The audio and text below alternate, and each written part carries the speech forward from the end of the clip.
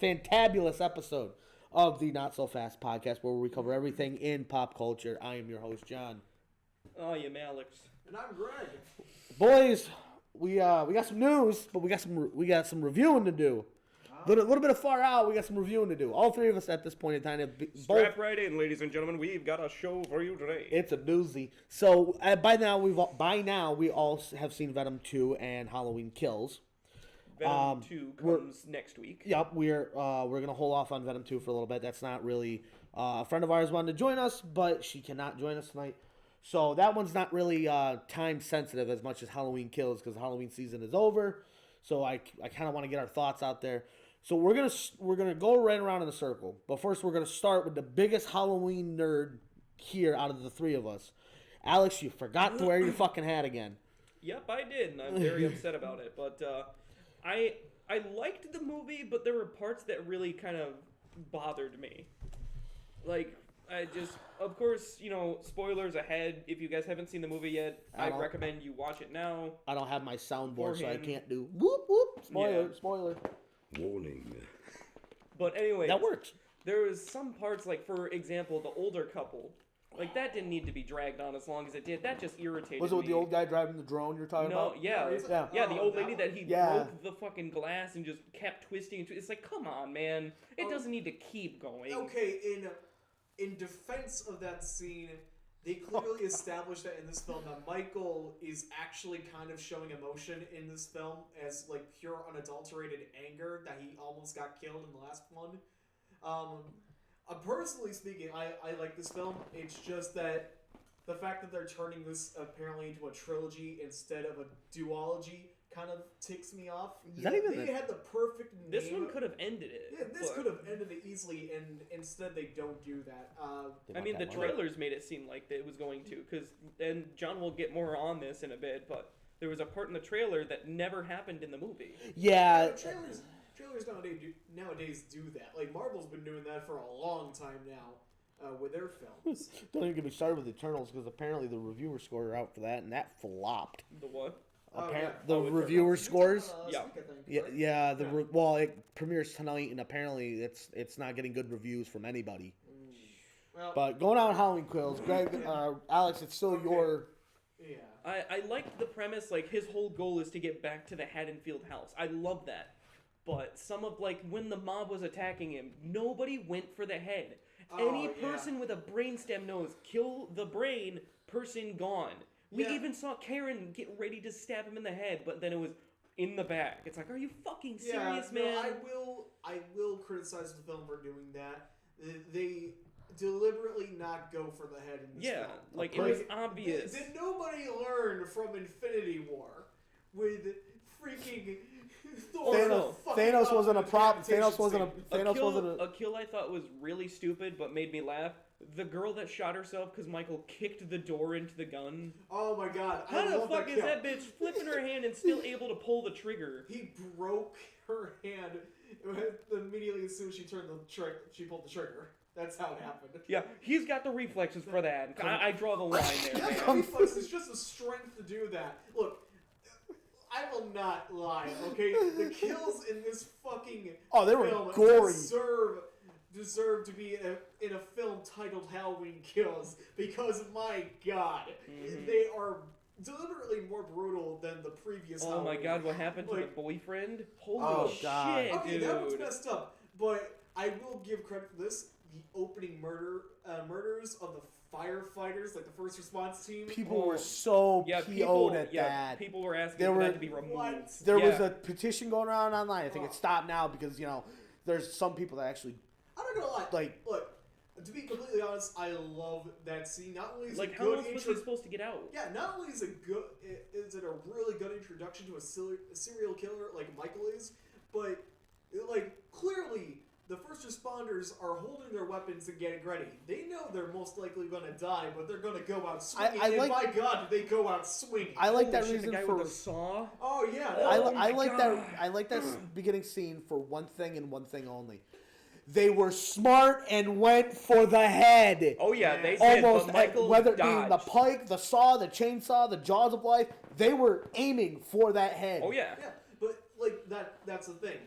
the kills in this movie are great. Okay, when Michael clearly steals the show, like this movie when he shows up, obviously, like his kills are deliberate.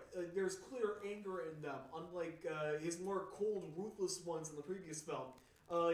I definitely love the bit with the first responders, but I gotta give props to him. Not during the mob scene at the end. But I hated that scene. You're criticizing against old couple, right?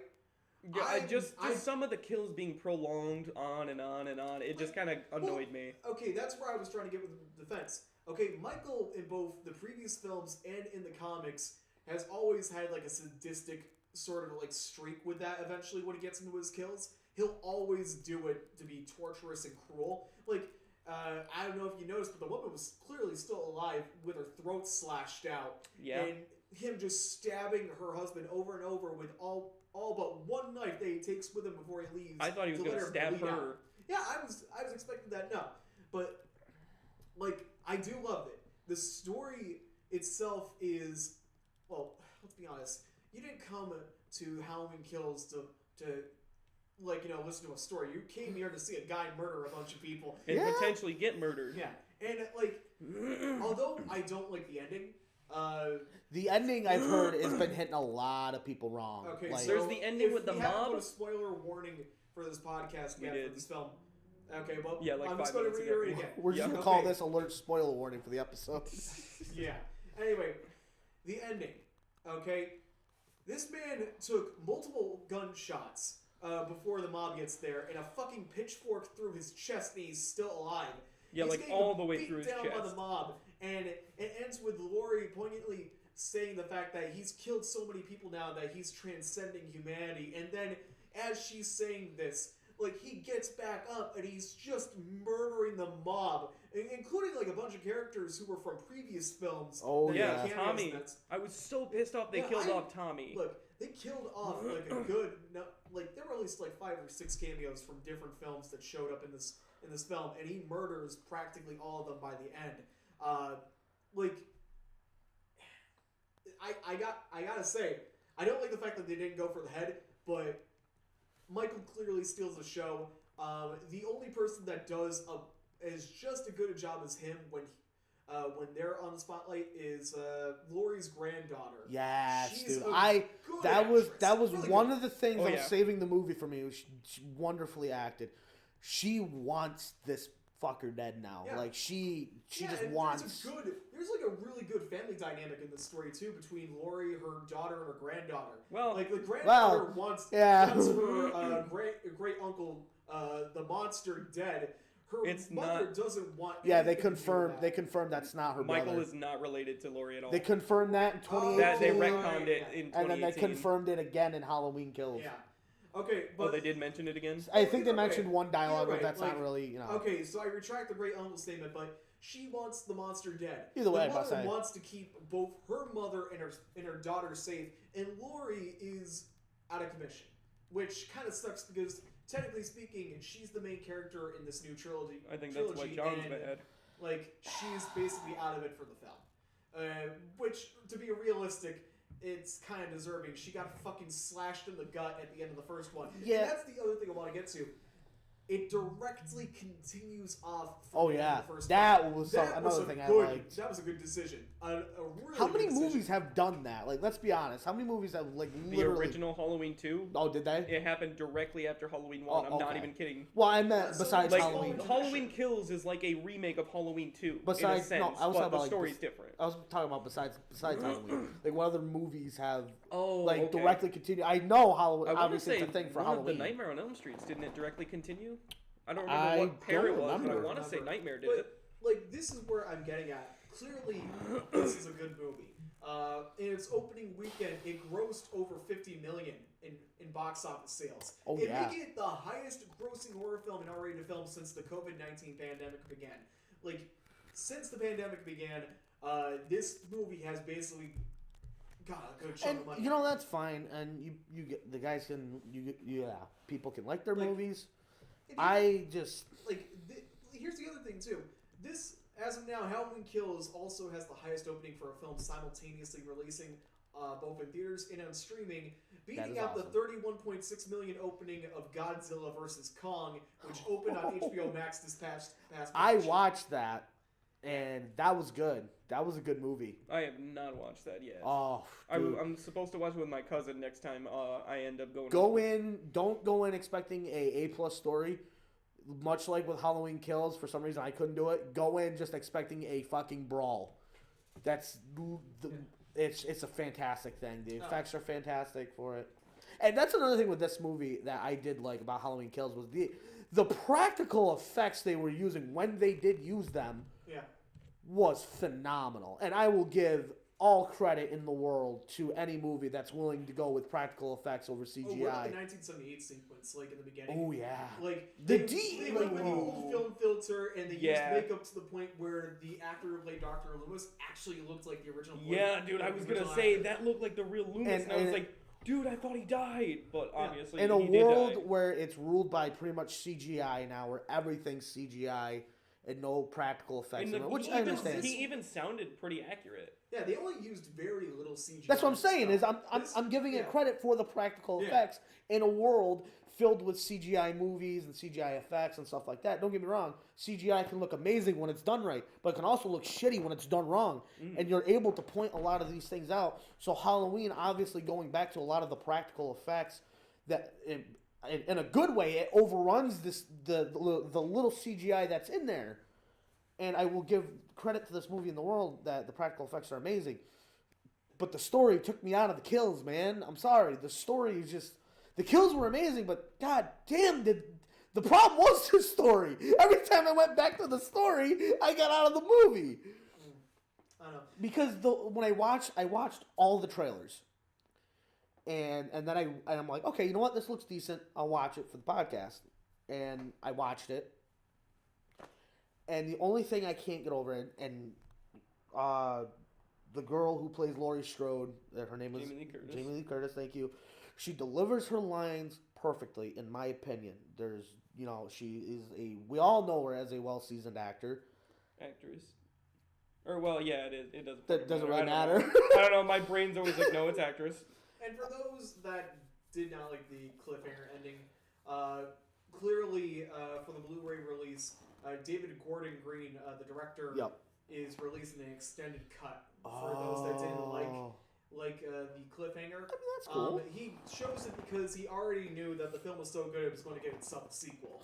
What a cocky bastard. The balls on that man. I mean, he was right in the long run. Yeah, he was right. Unfortunately, another director, you remember the guy we were talking about a couple of weeks ago that was kind of trashing the MCU? Yeah. Bad luck strikes the movie because immediately after it got wrapped filming, Jason Momoa caught COVID. Oh, no. Yeah, or he tested positive. I don't know if he actually got caught or if he actually has a sickness, but he tested positive. So, yeah, that's not a good sign for Dune. Like, there's only one other thing I want to talk about this film before we move on. I'll give my quick thoughts. I loved the Little John, Big John scene.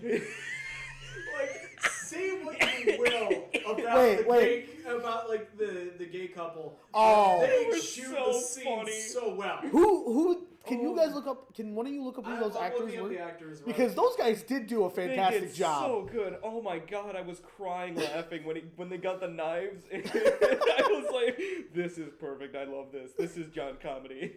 Oh my god! Like those two hammer at home, and with dude, I feel so bad. They're played by Michael McDonald and Scott MacArthur. Why does those two names sound familiar? Michael McDonald sounds familiar, but I don't know the other one. He's related to you. Let's check Michael McDonald. But like, I just love their scene. It's every scene they were in.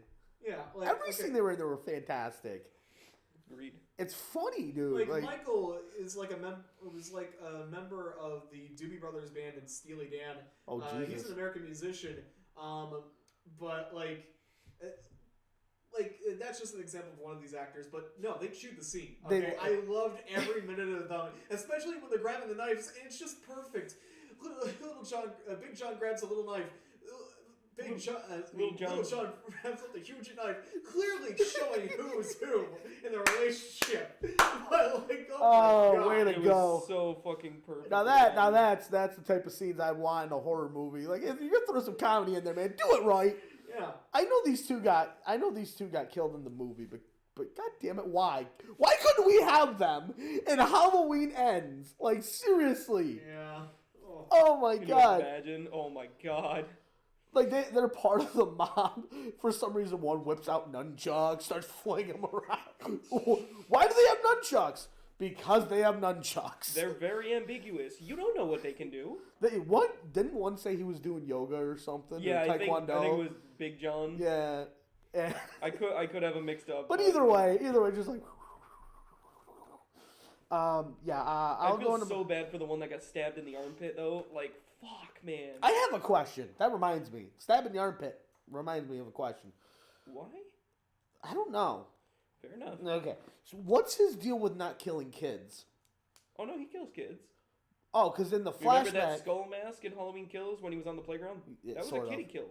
Oh. Yeah, and then in Halloween Because 2018, he killed that kid with the gun When in they the did. car. No, not like teenagers. Kids. Oh yeah, I don't know. Because in the flashback in the beginning. Yeah, with the policeman. with Tommy, right?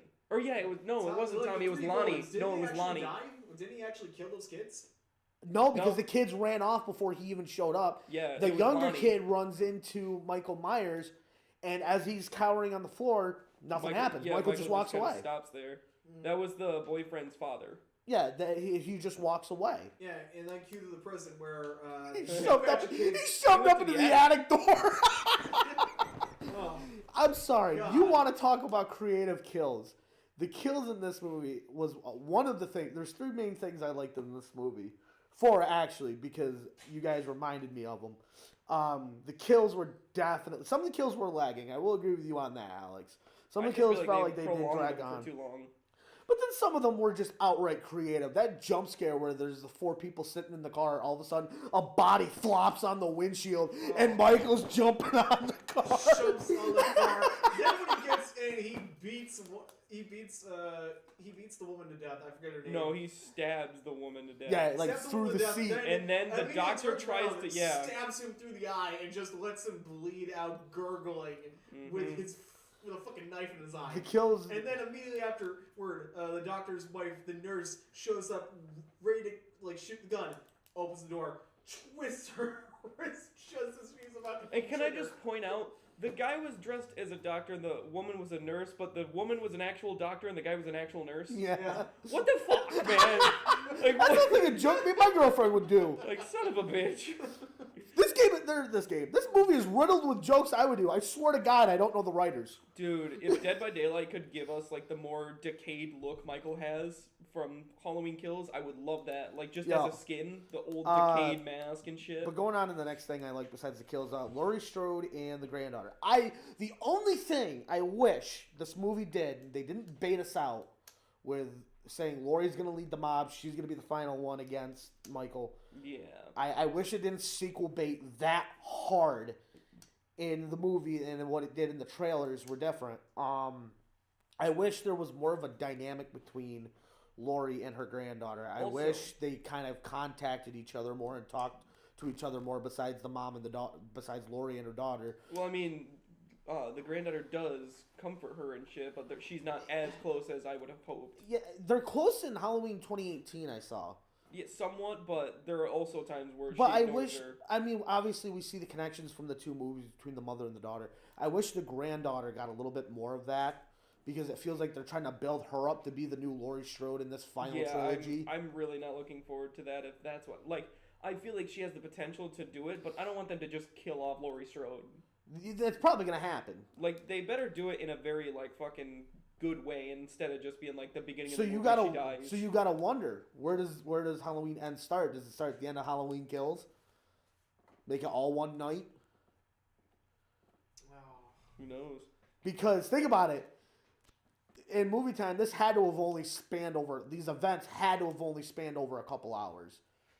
Oh, yeah. There's no way It that still went all isn't- night. it's still the same night or early the next morning because we do see the guy who died on the fence in the hospital, and that's how the mom finds out. Yeah. Oh, I just realized the kill count in this film. It was like 40 plus people that he murdered. Yeah, dude. I think the most he's ever... Is it the most he's ever? Like, in the previous film, he killed 16, and then, like, I think he killed, like, an extra 24 in this film. We got 40. Like, realistically speaking, a man murders 40 like, citizens in one night. This guy is a monster. There's no life in prison. If Mike was ever actually real, he would be, like, the worst serial killer in history. Like, in American history. Jesus. Oh, God, yeah. But 40 people in a night. God. I thought it was kind of... The story kind of took me out of it, like I said. The kills were great, but the story took me out of it. The last few things I do like, I'll go over them real quick so we can move on to the news, is obviously the gay couple. They fucking chewed the goddamn scenery, and I loved it. They were amazing. Like, I wish we could get them in Halloween Ends. I was, honestly, when I first saw them, I was really afraid of them just being a stereotype, but they were actually pretty funny. They didn't show anything but bad you about see, them. people were mad about the gay couple being killed. They were saying Michael was homophobic, and the only thing I want to say about that is, he doesn't care if you're gay, straight, or narrow. Knife goes into body, regardless. Yeah, that's the one thing that I think we're gonna hear a lot of nowadays is like he gives equal rights and lefts. He's killed women, men, black, white, gay, straight. He don't give a fuck. And I was about to say, we don't know the origins of every person he's killed in almost every movie, so we don't know what their backgrounds are. Like, people should just enjoy that he's a murderer, and that's what you came to watch. They chewed up the scenery fantastically, though. Yes, they like, did. They fantastically acted. I'm sad this was their only role in the movie. I love how it starts off with, he either knocks on the door, rings the doorbell, and they go to answer it, and he's not there. And then he gets in the other door or some shit, and I just thought that was really Always funny. lock your back doors, kids. They're like, these damn trick-or-treaters. And he's just like, yeah, he's trick-or-treating, don't you worry. He's gonna trick. He's gonna pull the tricks out of your treat. Or would it be pulling the tricks out of his treat? No, the treats out of his trick. He's gonna treat you to some tricks. Okay, I don't fucking know. Moving on. Yeah, moving on. Let's move on, fine. But I didn't really like the movie all too well. Greg loved it. I liked it, but there were parts I disliked. So out of 10 Michael Myers masks, what would Greg give it?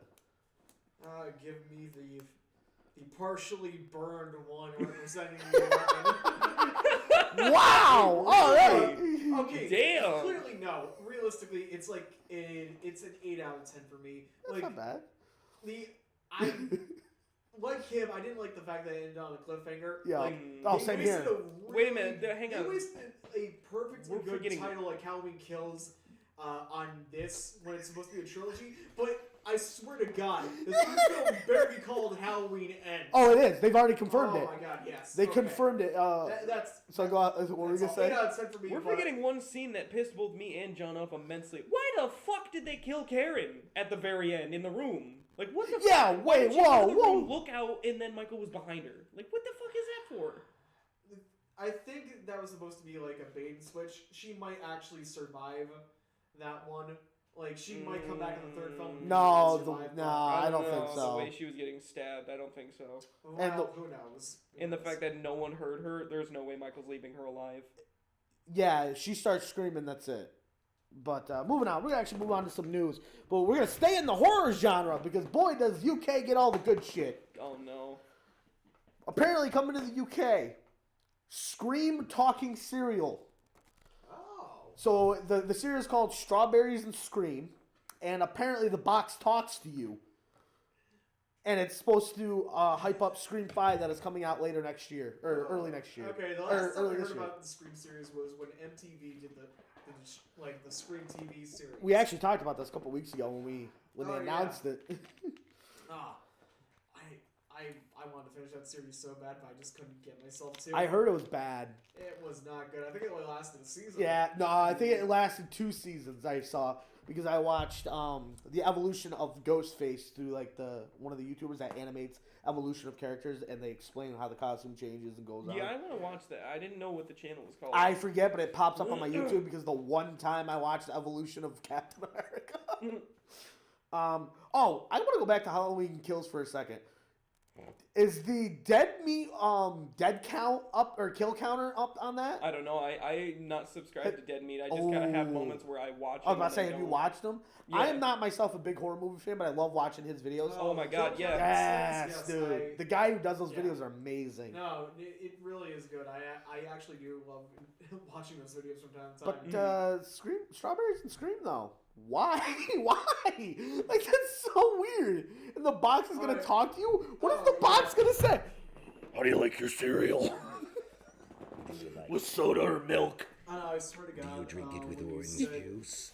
When you told me that the title was going to be Strawberries and Scream, it kind of reminded me of this comic book that came out last year about it's basically a horror themed comic book around this eldritch ice cream seller. What? Who basically is involved with a lot of supernatural like horror shit going on with all of his customers. I think it literally is called Ice Cream. I gotta look. What does the guy kill his victims through their stomachs with the sentient ice cream? No. I was about to say, I swear to God, if I get that right, I'm gonna be a horror movie writer. Okay, it's called the Ice Cream Man. Yeah, the Ice Cream Man. Okay, I gotta look this up. I gotta watch it because or read it because it sounds fucking hilarious. Yeah. Does it? But yeah, it's a John joke. It does. That's why it's not funny. I think it's hilarious. How dare you. Exactly. Thank you, Greg. See, somebody's got my bad tendencies. Shut up. Okay, yeah, now I remember. Yeah, when you said strawberries and Scream, it reminded me of the Ice Cream Man. It's actually a 2018 comic by Martin Morazzo. If you're interested, John, it's basically an anthology format styled surreal horror fantasy. I liked reading it. I'll have to check it out. Oh my God! But did you guys see that Hellraiser's getting a remake? I did not. Apparently, there a video had surfaced online that not only is Hellraiser getting a remake, but we see the star transforming into Pinhead for the first time. Nice. So See what? Oh yeah, Pinhead used to be Star?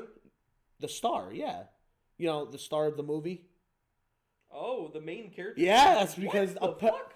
because Pinhead wasn't always a Xenobite. He was originally human that transformed into one. No, don't worry. Don't worry. So I farted. Sorry. What made him turn into a Xenobite? That I don't know. I'm not well. I'm pretty sure it was. Again, I have no clue. I'm not that familiar with the Hellraiser lore. If somebody can answer that in the comments, that'd be great. Or if I can find it on TikTok, I'll send it to you. Because, like I said, I watch only one Hellraiser. Dude, I'm gonna watch the evolution of Hellraiser. Yeah. If it's a thing. Oh, it is. I found one.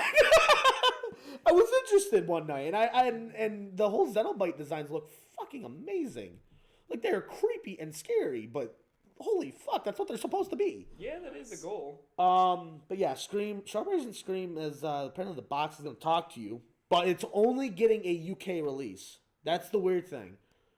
I didn't know Scream was that big over in UK. I knew it was big over here because that's like one of the cult classics. Yeah. For horror movie like slasher franchises. Even knockoff like Halloween costume stuff, it has the Scream mask with a different name. Because it's such an iconic look, but they can pass it off as any other things because it was just a ghost mask at the beginning of before Scream even started. Yeah. But yeah, moving on with more movie news. Spider-Man No Way Home could be set to be the longest Spider-Man film in the trilogy. It wasn't announced what runtime it's going to be at, but apparently it's going to be longer than the last Spider-Man film, and that was Spider-Man Homecoming, and Homecoming clocked in at 2 hours and 13 minutes. Actually, I was going to mention that. I was looking it up while we were talking about Halloween Kills. Apparently, it's going to be 2 hours long. Really? It could be 2 hours long. This is from a Twitter post that came out earlier this week. That's weird.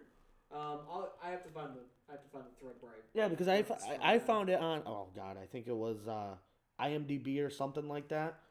I have to re-find it. It's out there. I know I can easily find it again. It's going to be a long film. It's got to be. Usually, wouldn't Spider-Man films usually last around like an hour 45? I think the first one was an hour and 45. The second one was 2 hours. And I want to say Spider-Man 3 was 2 hours and 30 minutes. I'm spitballing, of course. It's been forever since I watched the Raimi films. And then Amazing Spider-Man, I think, was an hour and a half. And Amazing Spider-Man 2 was 2 hours. Damn. But because what I saw, because I typed it in on Google, I'll be honest. Spider-Man, the numbers I got are Spider-Man: Homecoming clocked in at 2 hours and 13 minutes, but that's probably the 13 minutes is probably including the credits and the after cut scene. Yeah. And then Spider-Man: Far From Home is clocked in at 2 hours and 10 minutes. So again, another 2-hour film. We were talking about this earlier. We're hoping that it. I honestly agree because I think Greg said it. I hope this doesn't clock in as a 3-hour Spider-Man film. From when we watched Venom 2 and with everything with all the rumors coming out on Spider-Man No Way Home, they're throwing a lot at this movie, and I'm hoping it doesn't get away from them. Greg's laughing. Greg's laughing. No, it's nothing that I'm reading. It's just, no. Now that I think about it, they are kind of throwing a lot of the Spider-Man mythos in this film. Because think of what they're throwing into it. Obviously, they're throwing in the Civil War repercussion, not the movie Civil War, but the comic book storyline Civil War repercussions of Spider-Man revealing his identity to everybody, or his identity leaking to the world. And then from there, it goes into Spider-Man One More Day, where instead of, because in the comic book storyline of One More Day, he tries to save Aunt May by making a deal with Mephisto, which Mephisto is the incarnate of the devil for the Marvel Universe, by sacrificing his marriage with Mary Jane. It's One More Day is considered one of the worst Spider-Man storylines of all time. And then it's got the bringing in his Sinister Six, if even they're in there, because I've heard numerous rumors that it's not going to be 6 villains but 5. So and That's then we got to, only include 5 of the 6. Yeah, it's weird. But then we also got major comebacks and returns for Dr. Otto Octavius and his actor coming back, which everybody screamed for. They thought that was the best thing in the world, and I agree because it looks fantastic in the trailers. I also heard that sadly they're going to CGI his tentacles instead of using puppets in his first debut. But to be fair, in this movie, everything's going to be CGI because there's going to be too much happening at once. If they don't use CGI, in my opinion, it's going to look like a jumbled mess. We don't know what's going to be. Okay. Sorry to interrupt again. I got that wrong. It's not 2 hours long. I misread that. It's 159 minutes. Let's see. 120 is 2 hours. Less than 3. It's literally going to be 21 minutes shy of 3 hours. Are you you fucking kidding me? 21 minutes shy of 3 hours. Holy crap. It's 2:40. So that's not attesting the credits and probably the end sequence, like the end post. It's Marvel. They're gonna do a post-credit scene. Yeah. But going back, obviously, the Dr. Otto Octavius is coming back. The rumors and a little bit of Easter eggs we got for Sandman and Jamie Foxx's Electro, William Dafoe's Green Goblin, because the stunt double in the Green Goblin suit leaked. It looks fucking awesome. Sorry. I don't like when stuff like that leaks because I want to be surprised in the trailers. But I try to avoid leaks. I'll forget about it. Well, I usually don't care too much unless it's a leak about Pokemon. Yeah. Just because that's my favorite franchise of all time, and I don't want to be spoiled. One of the newest rumors going into this movie is Aunt May will die. Oh yeah, no, we talked. Yeah, we talked about that. And then now with Venom 2, we're not going to go into our review, but I kind of have to talk about the post-credit scene for Venom 2 to get into this. Yep. So spoiler. Well, it's been 2 to 3 weeks. If you haven't seen the film already, it's from damn fault. Venom 2 ends on a post-credit scene where Venom and Eddie Brock get teleported into the MCU. And we know it's the MCU because it's the MCU version of J. Jonah Jameson calling Spider-Man / Peter Parker out when his reveal is leaked to the world by Mysterio. Mm-hmm. And Venom just licks the screen and basically says, "Showtime." One of the rumors I heard about this film is that, the result of Venom being in this film is that there might be another Spider-Man film where our Tom Holland Spider-Man will be getting his own symbiote. So we could have potentially 2 Venoms running around in the MCU. Yeah. Oh my God, one could go to Flash Thompson, we could get Agent Venom. The Peter Parker one would have to go to Flash Thompson. Yes. Where else would he go? Oh, because Eddie Brock hasn't been established in the MCU. Mm-hmm. Well, technically, to be fair, At this point in time, Eddie Brock doesn't come in, like in the comics wise, Eddie Brock doesn't come in until he starts working at till Peter is at the Bugle. And that's way after he graduates high school. Mm-hmm. So it's, oh my God, I would love to see a Flash Thompson Agent Venom. Oh my God. I mean, I'm sorry, I love Agent Venom. You're good, dude. But, and kind of, they're throwing everything at the wall here because I think they want to I think Disney and Marvel and Sony kind of want to make this the biggest Spider-Man film ever. So, because I think Disney and Marvel want that deal back with Spider-Man. They want to keep Spider-Man in the MCU because like Batman for the DC, in my opinion, Spider-Man is the most marketable superhero for Marvel. Oh yeah, I love Spider-Man. Now, there's also rumors that not only Aunt May would die, but there's apparently rumors that a Spider-Man would die. We don't know which one, but that's one of the rumors going into the film, so take it with a grain of salt. So, wait, is it confirmed that the three Spider-Men are in this? We don't know. Because that's what's confusing. Exactly. It's like, Spider-Man dies. It's like, but... Andrew Garfield is outright denying he's in the film. I think there was some instances of Tobey Maguire either denying or saying, could be he's in the film. That fucker. And then there's that teacher interview we did like a month or two ago where the teacher's like, oh yeah, filming, with Spider-Man was great. All of the hints in the interview pointed towards Tobey Maguire's Spider-Man. This movie is... Yeah, wasn't it like, who was your favorite actor to work with? And he goes, oh yeah, Tobey Maguire. Oh yeah, that's right. Thank you.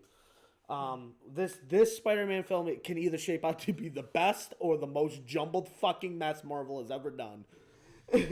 Because howdy will be an entertaining mess. Absolutely. But apparently, this is going to follow into Doctor Strange in the Multiverse of Madness, who we got our villain for the movie for.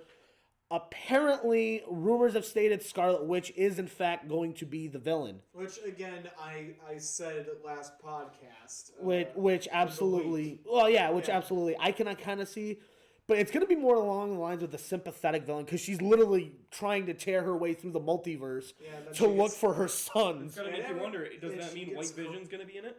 Oh, probably. All rumors could point to that.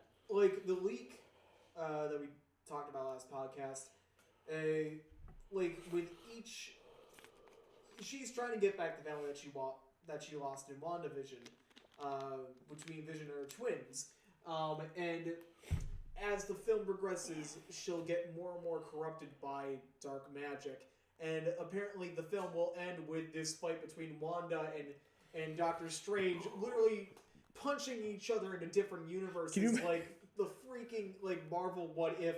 Can you imagine? Can you imagine if it's like Where's Waldo, where all of a sudden they get punched into one of the What If episodes, like T'Challa as Star-Lord, and you gotta kind of watch back Marvel What If to watch them fly through the screen.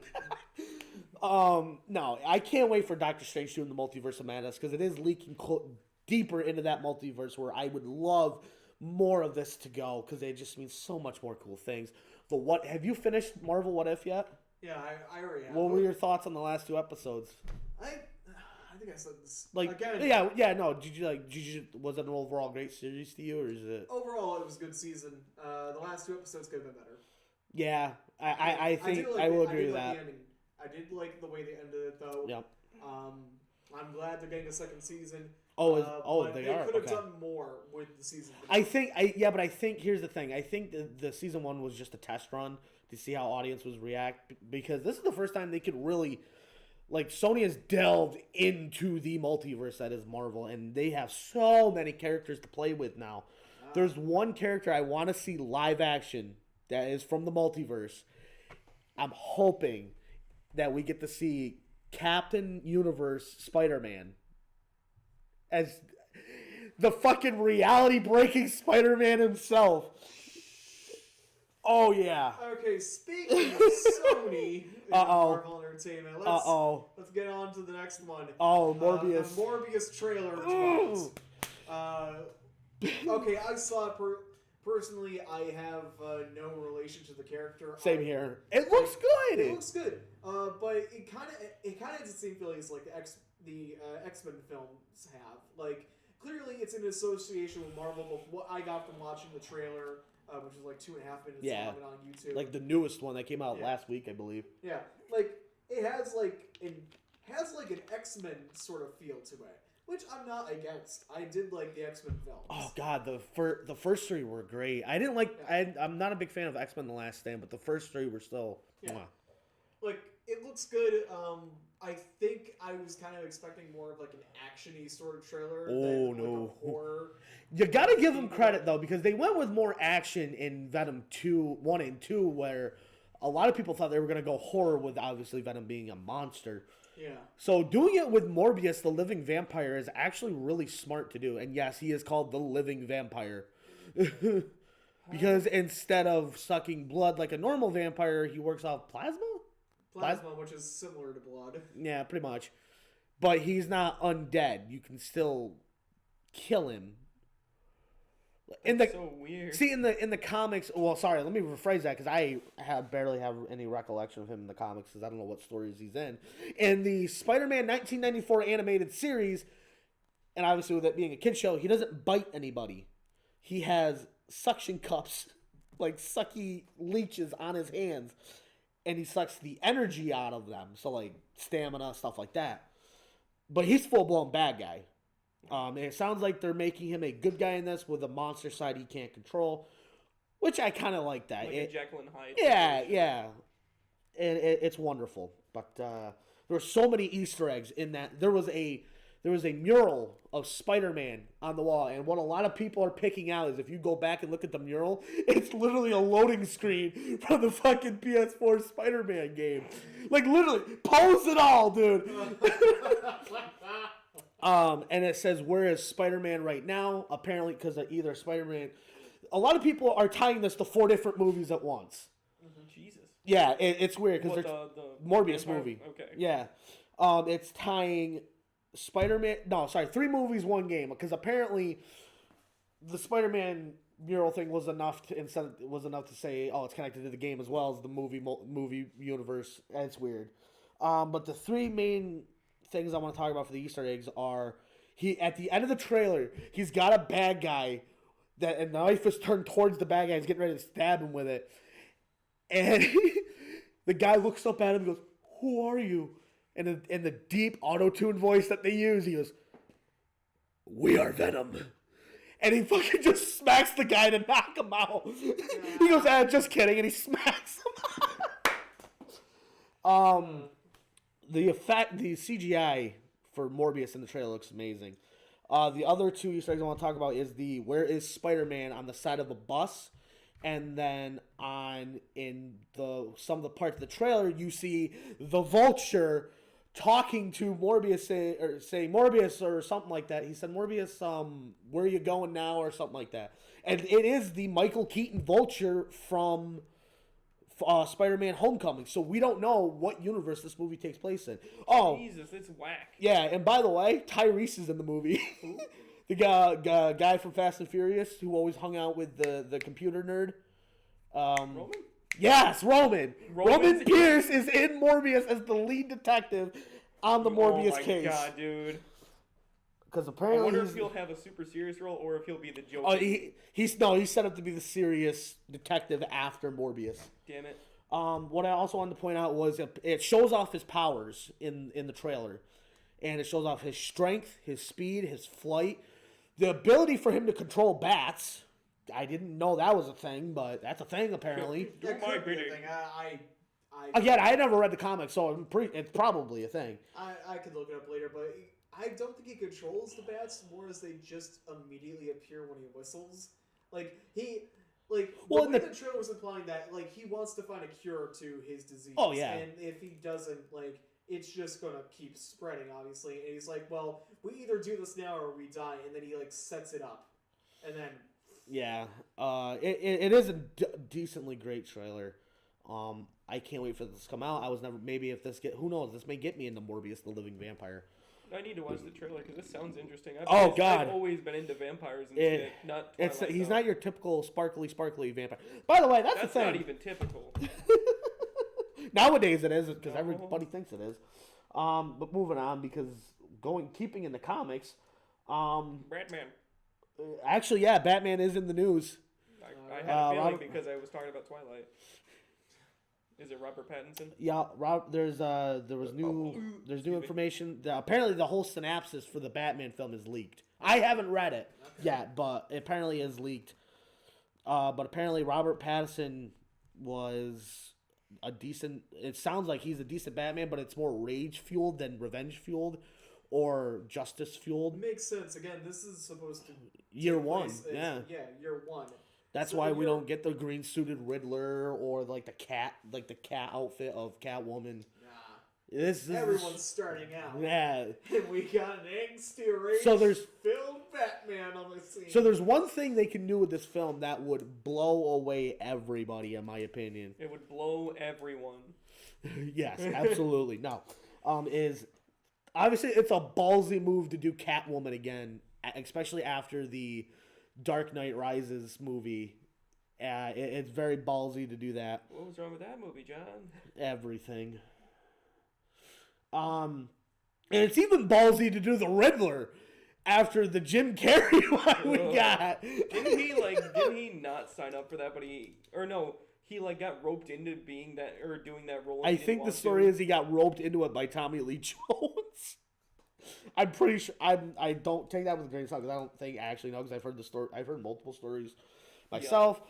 Oh my god, it's so funny. Like Jim Carrey if there's again another person that can chew freaking scenery, it's Jim Carrey. No matter what movies he's in, The Mask, the Ace Ventura movies, Batman Forever was the movie he was in. Bruce Almighty. The Yes Man, the cable guy. Liar. Oh my god. Liar. That was phenomenal. How much you want to bet? 90% of those truths that he was supposed to say was not written. He had to have ad-libbed some of those. God, dude, there's no way he didn't. He was because such a Jim phenomenal Carrey actor.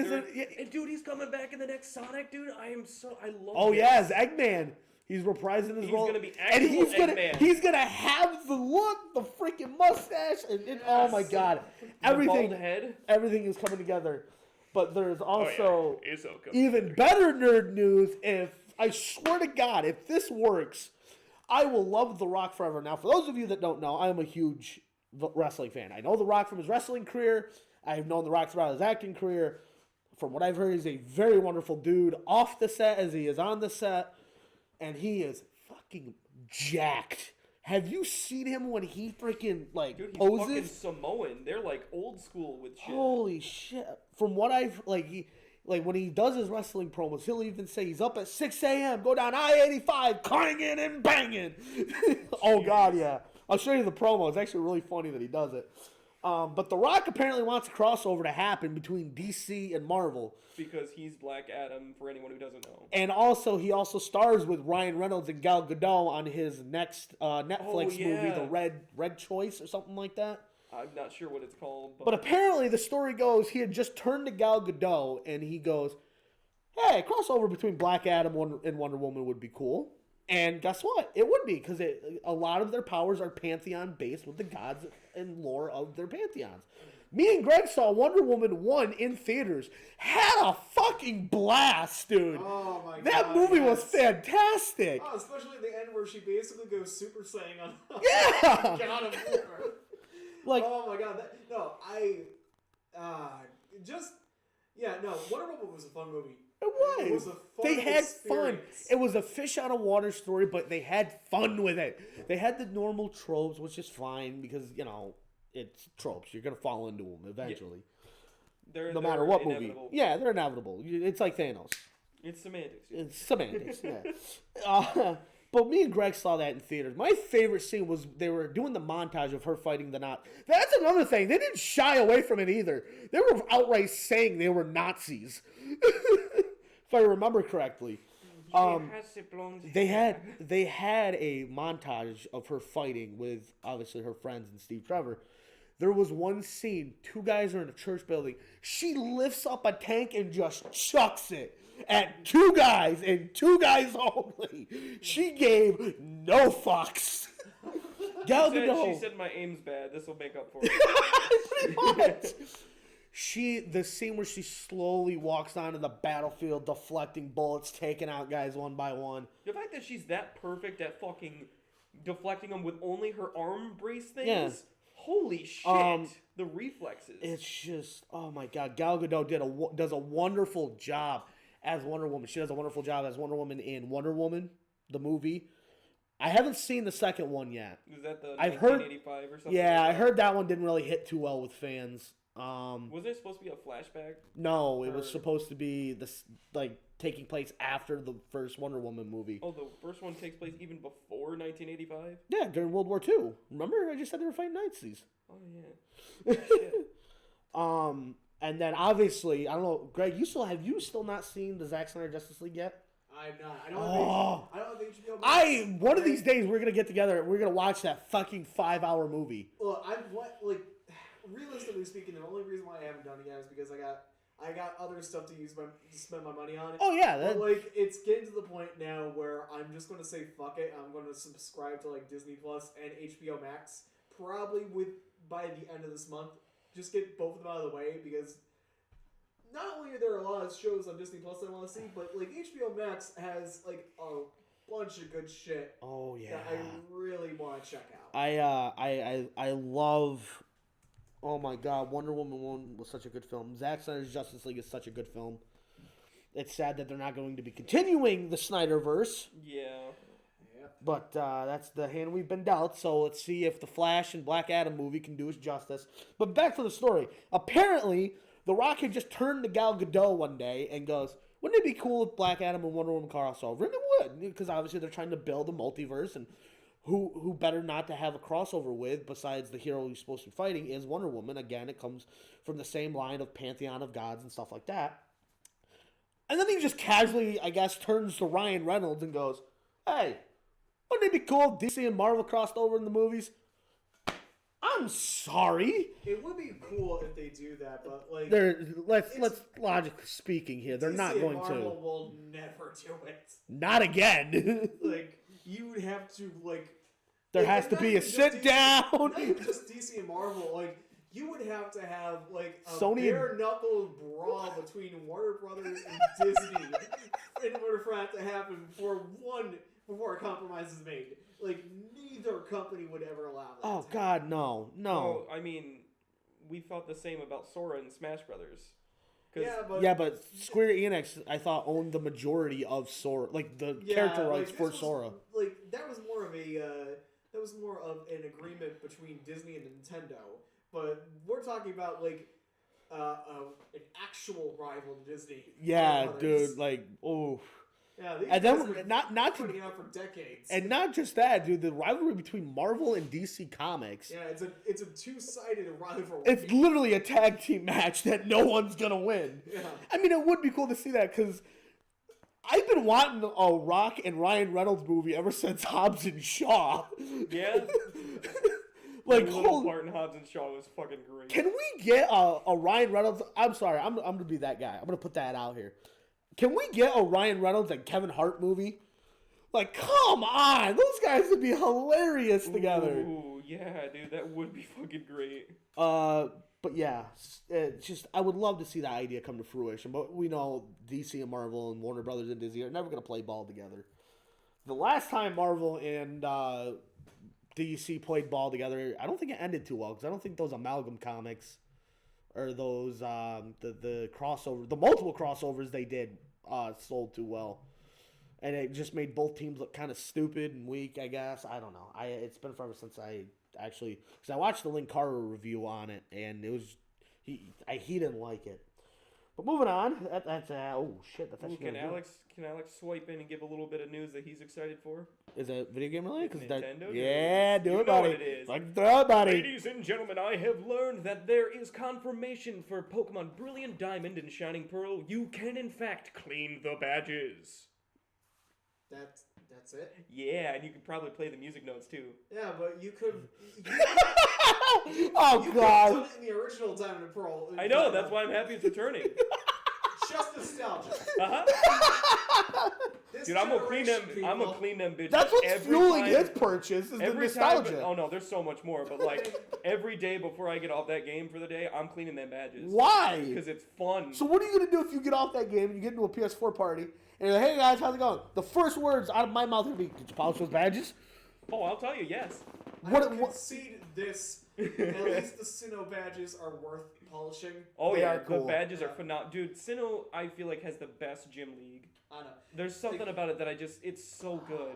I know. In contrast to that, I've only been hearing that like they've taken out some stuff that should have been kept in for Brilliant Diamond and Shining Pearl. They're making it just more of like a straight adaptation. It's or an remake. HD remake, Yeah, of essentially, both because games. I heard, I don't know if it confirmed, I want to say it did, that there's only going to be the game Pokemon originally from Diamond, Pearl, and Platinum in this Which game. I'm okay They're with. 'cause- not- I am perfectly well, fine. From what I've heard, what I've read, apparently they're not gonna be using like the Platinum storyline or like. Oh, no, I'm fine or with any that. of the details that made Platinum so good. Oh yeah, because it's not supposed to be platinum. It's supposed to Yeah. be diamond and pearl. Yeah, But so I could see that's them- unbelievable.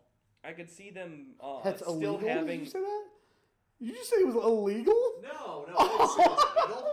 I thought you said it Okay, was- you're illegal. I don't know. I thought you said, "Wow, that's illegal." Craig, they're Oh, not gonna dude, get I'm tossed in so the hyped Hooters for it. Hoops We Cow for that. have- What is it, the 4th? We have 15 days before that game comes out, and Oh, then yeah. 17 days before Comic-Con. Well, guess what? I have more news that's going to coincide that Pokemon news All right. because it's going to be in the same week.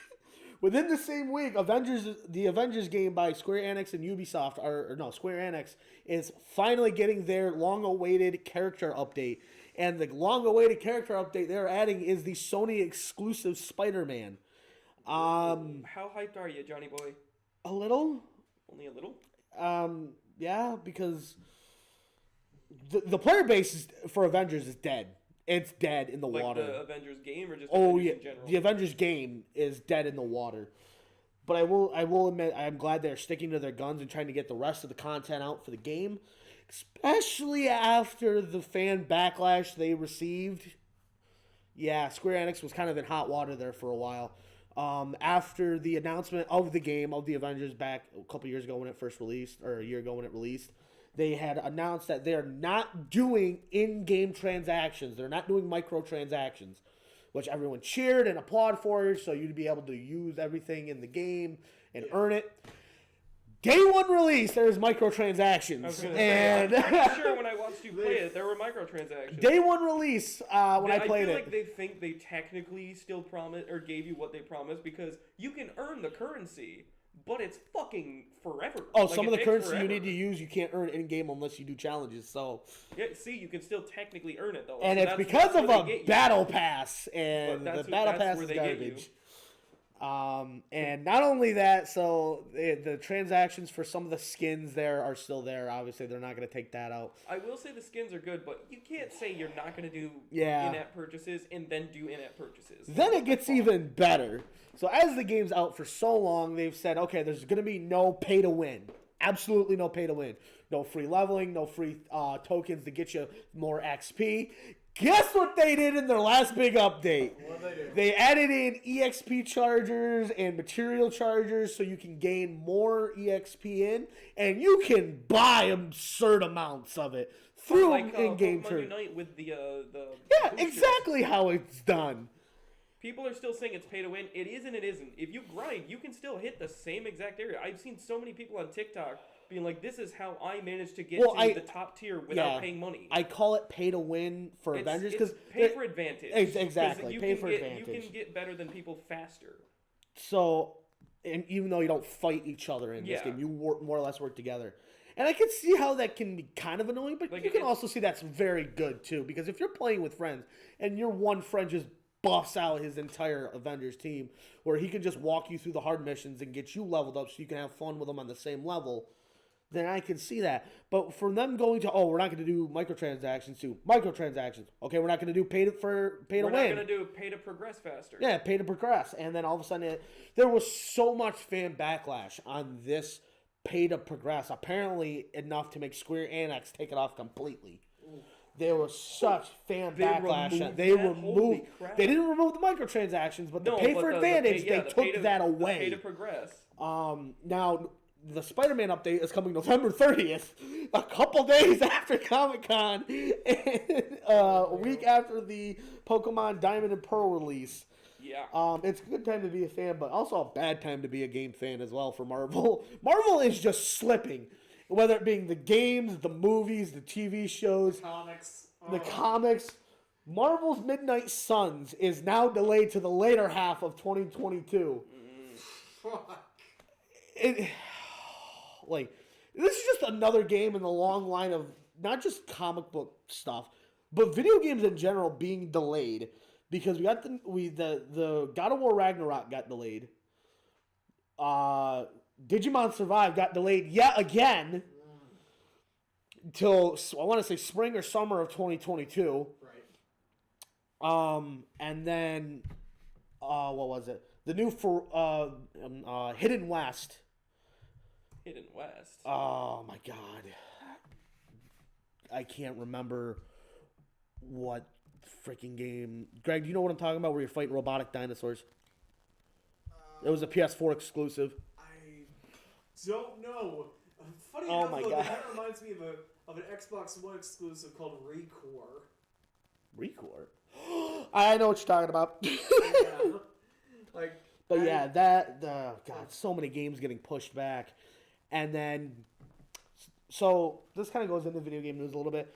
Angry Joe, and you have seen him through me watching his videos. Do you know who Angry Joe is? Oh yeah, I've known Angry Joe's since like before 2010. Well, actually, probably. His reviews are funny, dude. Like, I knew him back when Channel Awesome. Oh was God, still that's a right. website. I keep forgetting he's a part of that. And him and Linkara were both a part of Channel Yeah, Awesome. they were partners with Channel Awesome. But then they kind of. Yeah, they eventually like split off from them. Do you think they still talk? Because they don't mention it. But do you think they gotta have at least still keep connections and be friends? Yeah, I know for a fact that because from what I've heard, Lucas and Joe are friends, but they don't talk as often. Yeah. I mean, from what I've seen, in terms of the work relationship that Joe has with Doug, it's. Oh yeah, that's right. I wouldn't say it's in the gutter, but clearly they haven't associated with each other since The Dragon Ball Evolution review. No, I think they showed up at like a little. I don't know when the last time. Because that's what I remember Angry Joe in for Nostalgia Critic.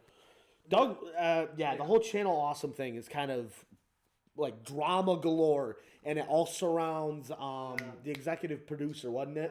Mark. That's a story for another time. There was a bad. Huge document to cut it short, there was a huge document that Lucas and a bunch of the other Channel Awesome creators at the time had published, basically getting into how bad of a company Channel Awesome was and the ineptitude of Doug Walker. And to be fair, in recent years, Doug has acknowledged that not only did some of those things actually happen, but it could have been it could have been done differently. He could have changed it. Yeah. I mean, Nostalgia Critic still has a huge following. Yeah, obviously. I still watch his videos. Yeah, his channel on YouTube is at I think close to 2 million subscribers, and he racks in at least on average 300,000 to 400,000. Enough to pay for his own studio. Yeah. Too, his own studio where he shoots his reviews. Actually, no, it might be 1 to 400,000, but still he still has an audience, and he's still getting sponsorship deals to do adverts in the middle of his videos. Oh God, yeah. But let's go back to Angry Joe because Angry Joe recently did an hour-long review of Madden 22. Oh no! He ripped it a new one. Oh my God! Let me guess. It's the same game as the one made. Oh God, yeah. He went on an hour. Same thing over and over and over again. God damn it, EA! And the EA, the whole thing, literally, he'll say this a couple times throughout the hour video. Not enough to get annoying, but funny. He goes, "Cause fuck you, give me money!" He freaks out to that point. Yeah, that's the fucked up thing about it. Okay, I would understand. If the game came out, if it had a higher price, okay, I would understand that because as years go by and they add in more graphics and stuff like that, it's going to demand a higher price. That's just economics. But to reuse assets from older games and not just yearly. games. constantly, yearly, the same graphics, the same mechanics. Nothing changes. Just no, they update the rosters though. That's yeah, different. but only the roster. Yeah. They don't update anything else. And to be fair, like it's basically a sports simulator. There's not a lot you can change, but it does not justify a higher price if you're just going to give us the same shit over and over and over and over again without adding anything new to I it. can't remember what video it was, but he actually points out, somebody on his Twitter, or he did, that they pointed out if you go into training mode and you go into free camera mode and you look in the back, on Madden 22, there's still Madden 21 on the fucking banners. Yeah, no. That's fucking lazy on a new level. They don't do it with just Madden. They've done it with their wrestling games. Oh, they've God, done yeah. it with FIFA. They've done it with baseball games. They've done this year after year, and nothing has changed from it. Well, EA... Despite the outrage, despite the constant boycotts, EA does not give a fuck. Well, EA must have got their head out of their asses because one of their developers went into developing the newest NHL game. Apparently, NHL... And because Angry Joe did a video on it because he was playing a little bit of it, he goes, how the fuck is the creative mode for the NHL, a series that does less money than the NFL games, have a better fucking customization options, has a better customization menu than fucking Madden, their top seller? That's fucking sad. And being a wrestling fan, I'm thankful that EA does not own the freaking rights to any WWE games. I know, yeah, because you'd have way too many fucking I would not touch that fucking game. The only sports game from EA I touch is NHL because the developers do NHL right. I have not come into one bad NHL game playing from the PS2 all the way playing to the PS4. That being said, like, what the fuck, EA? Like, you have all the... And 2K did it right. 2K said, okay, WWE 2K22 is going to come out on October. I was mad when they announced they pushed it back to March, but they pushed it back to March because they're adding in manager mode, GM mode. They're adding back in from the older games. They're adding that back in. They're tweaking it. They're not reusing any models. They are actually making new models for the new wrestlers. So they're remaking this entire game, and I love it. But yeah, it's a sad part to see that Madden still has not learned from their many mistakes. It's not Madden, it's EA. Mm-hmm. EA is just shit. Wasn't there microtransactions in Star Wars the last Order? And that was just a single-player game. Rocket League has microtransactions. You can win chests by playing the game, yeah, but you have to pay money to buy the keys to open the chests. Now, I can see doing it in games like Rocket League and Battlefront 2 where you're actually playing against other people. Again, the whole play-to-win thing. Microtransactions are literally the worst. Oh, yeah. But here's the thing. There's microtransactions, I want to say in Star Wars The Last Jedi, or sorry, Star Wars The Fallen Order, in a single-player game. You don't even play it online with friends like Avengers. It's just a single-player fucking game. Yeah, it's messed up. Yeah, it's stupid. It's, oh my god. Battlefront 2 and Battlefront 1, I hate to say this, did it right. Oh no. They did it a little bit right. They did it completely wrong until the outrage was so goddamn huge that they had to change it. Oh. Yeah, there was a lot of things they pulled out and put it back in. I don't know, the only microtransaction that I still vividly remember is Halo 5's microtransaction. Was it that bad? With the trailer explaining how it works. Oh, where God. Every multiplayer game, you'll earn, like, points that you can use to buy, like, rec packs. And, like, if you wanted to get, like, really good items or cosmetics, you had to pay actual money to buy the points. Angry Joe actually started going against the whole microtransaction things with the NBA 2K21, I believe it was. Yeah. He made a giant video and he contacted the ESRB ratings people and he said, hey, how the fuck is this game rated E when there's simulation gambling? But he literally used this argument. He goes, but Pokemon has to be rated T for teen and the gambling has to be taken out. No, it's rated E10 now. Oh. E10, everyone's well, he goes, how can Pokemon not get away with it, but NBA can? and they sent back this whole customer service spew of bullshit of, oh, we care about our gamers, but we don't see anything wrong with it. Yeah, you're buying. Isn't it like you're buying? The slot simulator. Oh, really? Isn't the NBA thing you're buying card packs for a chance to get something good? Yeah, NBA, Madden, baseball. Yeah, that's gambling. Yeah. That is gambling. You're spending money to get a chance to win something greater. Because you can pay real money, so that could cause gambling addiction. Yeah, but I love Angry Joe. I watched his recent live stream, or not a live stream, an actual video where other Joe and Alex had to eat what was it? The ghost Carolina pepper. Reaper? No, Carolina Reaper chip. No, the ghost pepper gummy bear.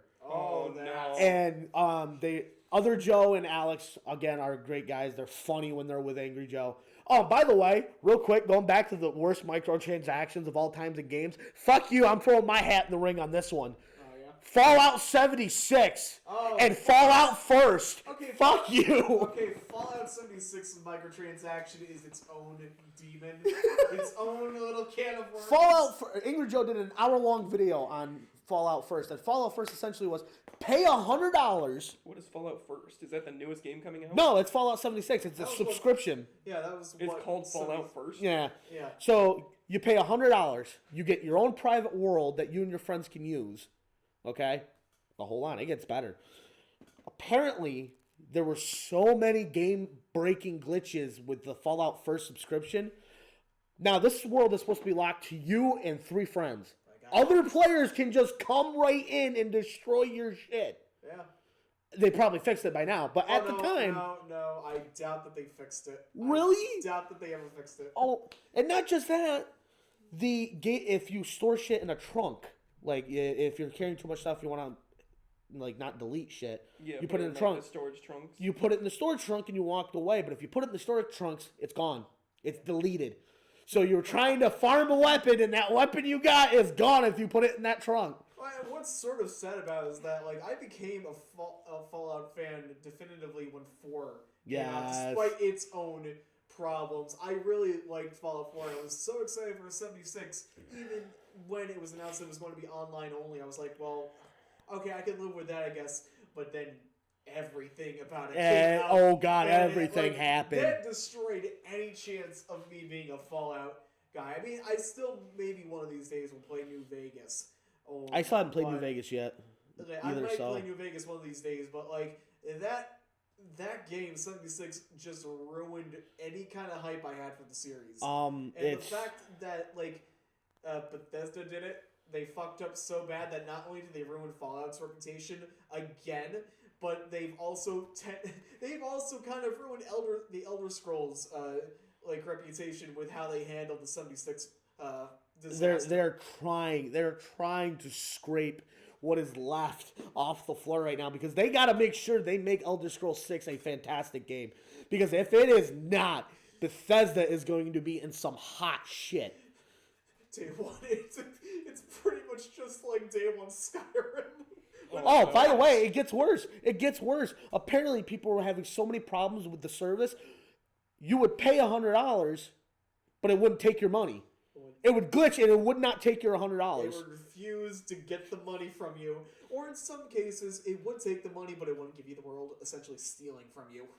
Yeah, it was... I think they were. Is Fallout First working now, or is it still a buggy, glitchy mess for Fallout 76? I don't know, but I doubt that they ever fixed it. Oh my god, dude, that is so bad. Like, I became a fan again with Fallout 4, and that's so heartbreaking to hear. Yeah. I hope Pokemon never does that. Pokemon will eventually do that, but not in our lifetime. We've already hit the point where I think half of the fan base of Pokemon either no longer plays or is just bitchy the whole time they're playing, because now we can't have every Pokemon in games anymore. There's too many. We're up to like 900. I was actually going to get to that before we got into this Fallout tangent with EA. There was a leak that Sword and Shield may have DLC for an updated Dex. See, I would be fine with that, honestly. I would be totally fine with that. Like, I understand people are... I'm fine with that. If I can put my favorite Sinnoh Pokemon in Sword and Shield, I am absolutely okay with that. Yeah. if it's free, I'm not gonna pay like $10. Well, I'm sure it's going to be a paid DLC. It's I don't not know. going It's to be probably expensive. $5. I feel Yeah, like was if, gonna say, like if 5 to 10. okay, five isn't bad. 10 is I feel pushing like it'd it if be they don't 20, add anything 20 else. at the most, but if they're doing 20, they better add more than just Yeah. a couple more Pokemon. I feel like if they do if Like, five if I'm paying $20+, the whole rest of the Pokedex better be in there. $5 The rest of the national decks. $5 to start, that's fine. If they want to bump it up to 10, they better add something else, not just adding with decks. If they go to $15 or $20, that's where I will put my hand down and say, okay, you guys need to add other shit, not just the decks update, because you could have done that in a free DLC, and everyone would have loved you. But you didn't. But any other news you guys want to go over? I don't Well, really have anything. We'd be going back to cartoon news. Oh yeah, that's right. You wanted to cover Something also this. showed up besides Halloween Kills last Oh weekend. God, you wanted to cover this. That's Adult right. Swim. Sorry, let me get closer to the mic. Adult Swim had released a promo on October 30th for a potential show called Learning with Pibby. Now, here's the thing about Learning with Pibby. It parodies a preschool show, but gives it a cynical horror element. Happy Tree Time, Where- friends. No, nothing that gory, no. Are you kidding me? Only a little girl's show being corrupted by a staticky monster that steals her friends and then turns the story into Kingdom Hearts, where she travels to different shows trying to stop the static from... The static is just the Killing heartless, others. man. I swear to God, if they do a joke where they say, you gotta lock the world off, I'm gonna lose it. I'm Okay. gonna lose my shit. No, But in all what's going to happen, seriousness, John, is you're going to see Pibby look into the darkness, and you're just going to hear, when You walk away, you don't hear me say, Don't you please, Look, I'm a Kingdom Hearts fan, but I was thinking that as a... I was don't saying that as go a joke. simple. But Okay. yeah, I think the song Sanctuary is better. Yeah, Like, I love them both. But I wasn't a Sanctuary's big my fan of favorite. Face My Fears from Kingdom Hearts Oh, 3. I love Face My Fears. I thought it was I a haven't good heard one, Face but My I wasn't. Fears. It's okay. But realistically, the appeal to this promo for Pibby wasn't because it was basically a dark, actiony show, which everyone around our age demographic wants nowadays for cartoons. When you were explaining the premise to us, It was. Sorry to interrupt, John, but it was basically all the crossover cameos. You had basically stuff from Adventure Time. You had stuff from regular show, the Gumball, Ben Flintstones. 10, like a bunch of different cartoons, both old and new, be consumed by this amalgamation. And so there you have it. A little girl, like a preschool girl's character, teams up with a sidekick. basically a Robin and a If you guys, if anyone, Cinderella's cruel stepmother if she were a cat to stop this thing from destroying all of reality. Dude. And then you end it off perfectly with just like this big fight between Oh this my moss God, and and- this mass of glitchy destructiveness with a And- bunch of CN characters and original cartoon characters And fighting then- off against this thing. And the face of the monster What's is her- Pibby's little bunny friend. Yeah. the first one that got swallowed in that show in the trailer. Okay, so clearly they brought it up. They uploaded the video, seeing to what the audience would get for a reaction to this, and clearly it shows that everyone loves it because, as of my last viewing, the promo got over 2.2 million views. Oh yeah, that's right. We were looking yeah, at that. no, this is a show That needs to be made. that needs to be made, and judging from the reaction, there's a good chance that it's already being produced, Go and this ahead. was just the initial reaction. I got one thing to add. for it. I swear to God, if somebody, I don't care who you are, opens your mouth and gets this canceled, all hell will break loose. Look. Because I swear to God, I am so sick of cancel culture. Cody Pool will be let off of his leash. Why is he in a leash? That's why. Yeah. Like, the only problem I see this is just the crossover material between all these different shows. It's a big part of the potential of this show that, like, you have a bunch of CN related properties being corrupted by the staticky mess that's going to be like the main antagonist against Pibby and her allies, but like legally it's going to be a pain in the ass. Oh, like, yeah. just to sign in the forms needed to just get these cameos to even get out. Because one of the cameos I saw was Lion from Steven Universe, Yeah, and that was in the big battle part at the end of the promo. And we're not even getting into the fact that, like, of how, realistically speaking, difficult this would be.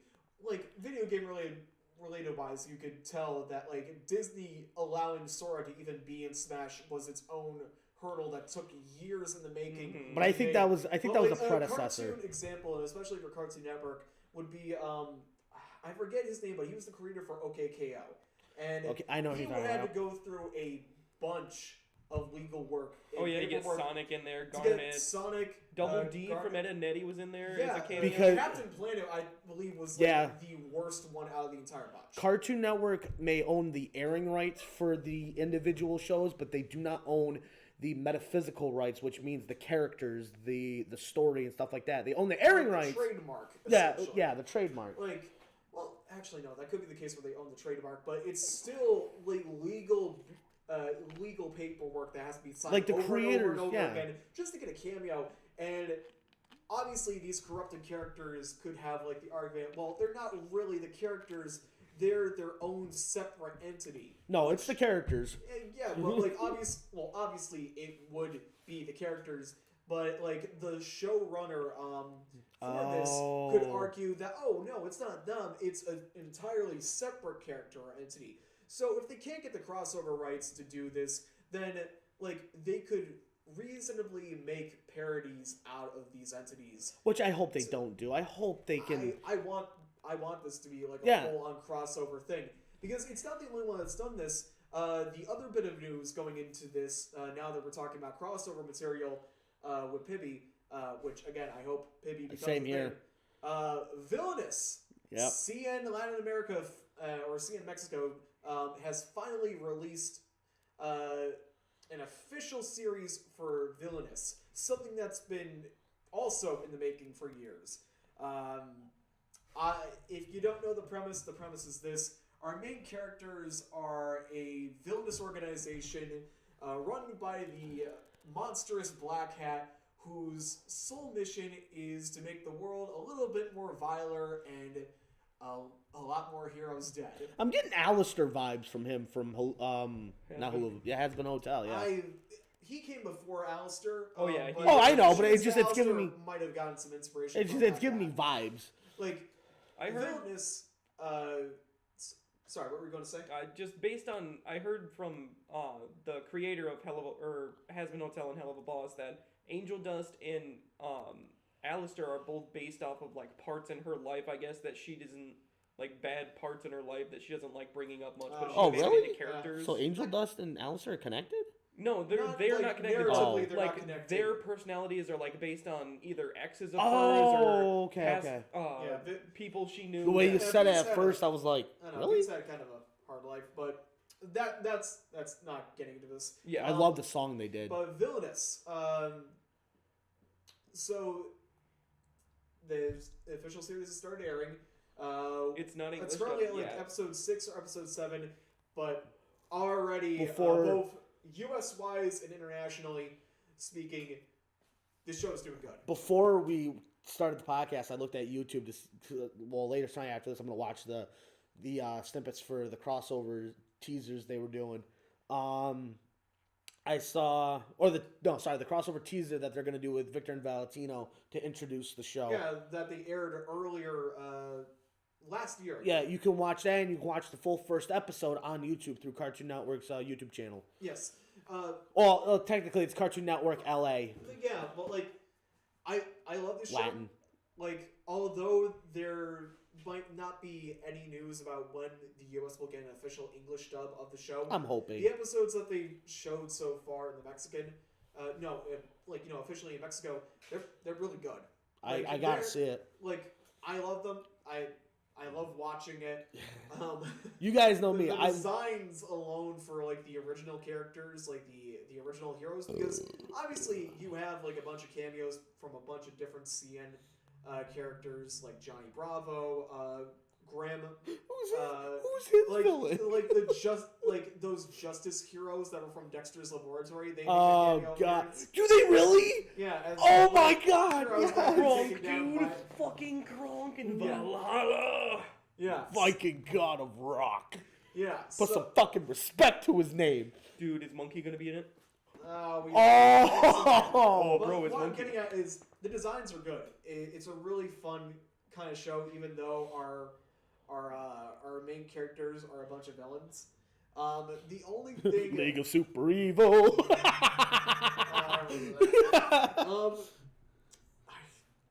I like this show. I You hope guys definitely gotta give it a watch when you get a chance. I will. Don't know when the US will air it in English, but if they do, there's a good chance they'll use the same voices they made for the that they used for both the Victor and Valentino episode, or as for the pilot that they made before releasing. Would they not use the same ones as the webtoons? No, usually speaking, pilot act like it's sort of a if and if. It depends on the series. Sometimes the Yeah. pilot will test well, but they won't air the pilot to audiences. Yeah, because at some point they might change the voice actor because maybe the voice actor doesn't fit the character. A good example of this would be OKKO's pilot. If you don't remember or had never seen it, the original voice actor for KO in his pilot was Kid Goku. Yeah, Kid Goku. Oh, damn it! I fuck. wish that was the one that stayed. Yeah. Oh. Yeah, Another so good. that's an example. So another good another example, would be Hell of a Boss's one of their imps. Yeah, I Millie. literally watched. Millie. Yes, No, because Millie was also voiced by Luna in the pilot, but then she was given this southern accent For voice some reason. actress. Yeah. I mean they build on it in her So they got an backstory. backstory. Italian Country voice oriented. actress to play as Melly for the rest of the series when it They also changed officially Stolas. came out. Yeah. Oh, did they? I didn't yeah, realize that. originally he was like a lower pitched voice, and now he's like a fucking Frieza sounding. Like it's not Frieza's voice actor. No, like but I thought it it's- was, but it it's- sounds so much like the guy they have for Stolas. They could have for Frieza, but I Well, don't know what they'll do. The voice actor for Frieza's dead. That's what I'm talking about. Oh, Like if yeah. they Chris- need to Chris- find actually someone. talk about that last We're week. gonna talk about But that. He Yeah. finally unfortunately lost his battle with cancer. Was it cancer? It Oh was my cancer. god. So if you guys aren't hearing this, we're all Dragon Ball fans. I know Alex watched through the original Frieza Dragon Ball. Frieza and Cell are my two all-time favorite characters. Did from you watch through Ball. Dragon Ball Z yet? Huh? Have you watched through Dragon Ball Z yet?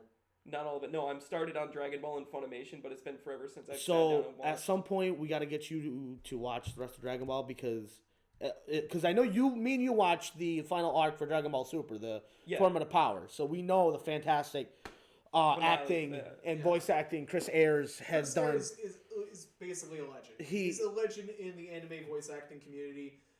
He's had this medical problem for years now. He's been fighting this battle for so long. I heard he was such a nice guy. Yeah, and what makes it worse is that he was voicing Super for most of it up until the Tournament of Power, where they had to switch over to his brother to play as Frieza for that, I believe. And even then, I think I didn't wasn't notice. his I brother was having gonna the say I same didn't notice the problem. difference. I don't know. That I didn't know. I He know. would have had his own set of medical problems. But the fact that his brother stepped up, took over the voice, and I didn't even know it was his Yeah, I was brother gonna that say, stepped I up. didn't It see a was difference if there fucking was. spot on. Yeah.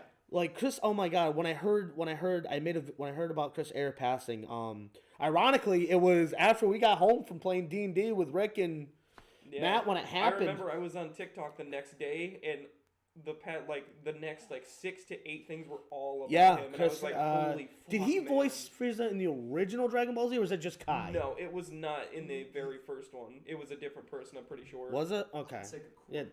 Because Chris Ayres is just an amazing Frieza, and he will forever be missed. And now we can put him on the mount of legends of anime voice acting. Just legends in pop culture, man. He definitely deserves to be up there with the "Hello Monkey." I can't do My it. I can't do it favorite quote justice. is, I can "Hello, probably- monkeys." I'm stuffed up, so I can't do it either. Okay, so yeah, he was the Funimation voice actor for Frieza. Okay. Toei's one, obviously, like there was another one I believe for the original Funimation dub.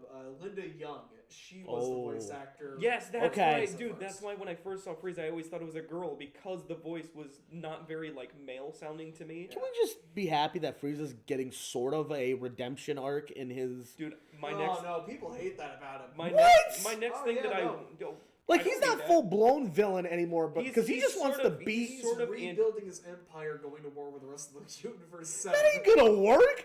Goku can already walk through his ass. Oh no! If Goku wants to, he could stop Frieza, but he chooses not to. because he wants to fight again. Exactly. Dude, I want Frieza's next form to be golden full power. Just Can because you- full power looks fucking cool. Can to you me. imagine? Frieza conquers the entire galaxy except Earth. That 1 million minion looks at Earth and goes, "Master, what about that planet over there?" Shut "Oh, up. Earth." But what about Earth? We don't That is talk the about- good. He does the want to Mufasa die? speech. He does the Mufasa speech. Where he goes, "That is a dark place, minion. We do not go over there." Keep your eyes to the It would sun. be he conquers the entire galaxy and brings an entire armada to Earth for like a big old like I'm taking this planet once and for all. And then he sees and then Vegeta Goku with different and colored Vegeta hair. and Broly show up. And he's like, No, I think all he sees is like Vegeta's got different colored hair. Oh He's my like, god. What if, is this? If they wanted to, they could so make that the endgame situation, but flipped. It's not Frieza invading Earth. It's Goku, Broly, and Vegeta just curb stopping Frieza. entire Frieza Hey army. guys, now that we have Broly being canon, I am so happy about that. what Still so about a happy fusion?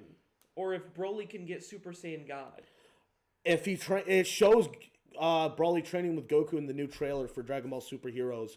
Imagine So him either being able to fuse with Goku or Vegeta, If or the just gaining the same transformations. if the story keeps going, I would imagine at some point he will be able to go that I extra think mile. Going back to the movie for Broly, just going to context and like thinking about it, he was building his way to Super Saiyan the moment he started fighting Goku and Vegeta. And by the time that Gogeta came around, he had hit full legendary Super Saiyan status. If he had continued to fight, They but broke probably the not fucking- against Gogeta, Yeah. he very well could have gone past legendary Super Saiyan Gogeta and would into have. a different form. Gogeta was getting ready to mollywop him. Yeah. Like seriously, but the movie was so Dude, good. they were hitting so hard they broke the fucking fabric of Yeah, reality. that's what was They weird. broke dimensions for a little bit of time. But second favorite moment actually from that film. I'm gonna watch would just that again. be like the attempts to do a fusion in the background. Yeah. For a straight Well, hour, Frieza. Golden Frieza is just getting stumped by Broly again for an hour. Goku being the asshole that he is. Hey Frieza, have fun. What are you doing, monkeys? You dare mock the law? I am Lord Frieza. I will kill you, Did you monkey. see the size of the crater he made? Oh yeah, one stomp from Broly and No, I'm that- talking about when he Well, that's slammed what him you into the do. wall. oh. Well, that's what you get when you send a lizard to take on a. Man, Reptile ain't doing so hot. Man, that's That's cold. why, Fighting that's a why monkey, Reptile's he's not in fighting a Mortal Kombat gorilla. 11. Yeah, what he mouthed off the Broly? No, Oh. they threw him out of Mortal Kombat into Dragon Ball to get the shit kicked out of him by Broly. I mean, we got crossovers. They could happen. Oh my god! I'm so glad they made Broly canon. I love the original. I know the original had problems, but they brought him back in such a good way. Yeah, they didn't make him a They- lunatic that hated him, Kakarot, for Just for crying. crying. It's like they were infants. How does he remember? I don't Some know. things just are ingrained into your very soul. Kakarot. No, Broly is my all-time favorite villain from the old movies, but now seeing him brought back as a hero and sparring with Goku, getting that happy ending that Broly just wanted to have. He Yeah, wanted dude. friends. He wanted a He life. wanted a life. Like It's he sad didn't that his care if dad's- fighting was. It's sad that his dad's dead, but honestly, fuck that guy. Like I don't think he cared if fighting was a part of it or not. Does he want to fight? I got that Gohan vibe from him. Like he doesn't really care to fight, but he will fight to protect the ones that he loves. And by God, he looks like he's having a ball because it does show him sparring with Goku. And there is a small smidget of a clip where you see Broly just smiling, having a good time, just sparring with Goku. It's just oh my God! And you see it's the same costume from the Broly movie, where it's the green pants but it's a skin tight workout top, and it's so good. Also, can we just talk about Paragus? Why was he Buzz Lightyear? I don't know. I'm It's so probably confused. It was just the colors of the Saiyan armor, which is the same colors of the Space Ranger suit from Disney. I Like, don't it think was they way too- it intentionally felt like it did was that. Way too And don't talk coincidental. about Buzz Lightyear when we're getting a fucking movie out of that. That was one thing I never expected Disney to do. That's ballsy. Make I'm kind of hopeful for it because it looks really cool. It looks good, but like, no, People that are- was one Disney film I never thought they would ever make. Next movie is the sequel, Woody. There's Rated R, already starts Friday. complaints for the Buzz Lightyear movie, and it's not out Yeah, yet. it's just because he looks like a Yeah, $600 his hair, cop or he something looks like a that. stereotypical cop, so people are making, the cop jokes. Oh, He's a body space cam- ranger. He's a space cop. Of course he's supposed to look like that. But one of the comments I saw someone make, and I thought it was funny, it was like, "Oh, you better keep your body cam on," and I was like, "You bastard!" Jesus, that's dark. Kudos to that good man or good woman, whoever made that joke.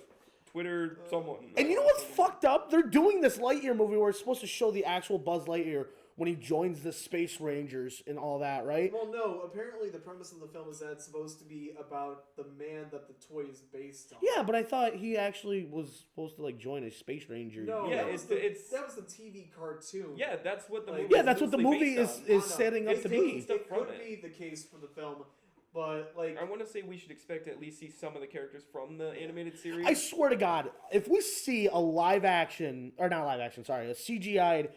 Who was the Booster? Yeah, If we Booster- see Booster and the Is that the freaking big robot, yeah, Booster's. Arcel and Miranova. Oh my god, yes. Oh my! Yes. And you know what sucks? Buzz Lightyear Star Command's not even on Disney Plus. The movie is, but not the actual series. Which is a shame too, It's- because oh. it was such a good. Oh, God, TV yeah. show. They actually had one. The one I keep drawing back to because it was just fucking creepy in my eyes. Was where Buzz had to go into witness protection, and it was the freaking mind reader lady with the giant Uranus head. Yeah. Yeah.